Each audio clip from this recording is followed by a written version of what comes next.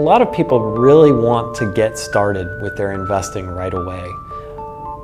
But before you start investing, one thing that you should do first is to make sure that you have what's called an emergency fund to help you cover any unexpected expenses that inevitably arise from time to time. Most rules of thumb tell you that an emergency fund should have anywhere between 3 months and 6 months worth of living expenses to cover the most detrimental of unexpected financial problems.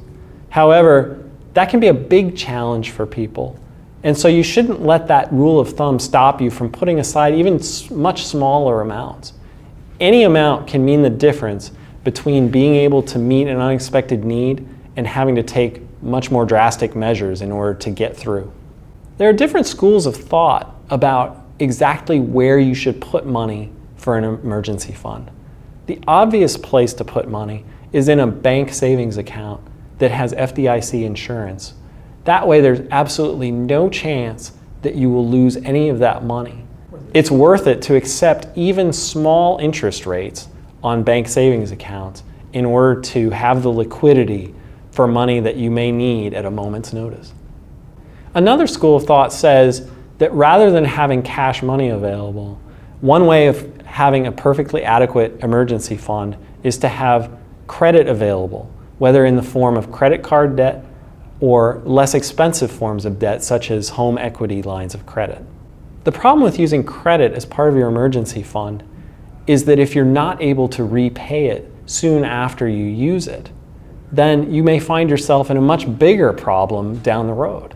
One question that inevitably arises is whether you should wait to invest until your emergency fund has fully 3 to 6 months worth of living expenses.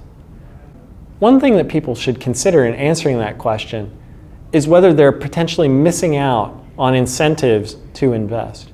For instance, many employer-sponsored 401k plans offer matching contributions if you decide to put aside money for retirement in a 401k.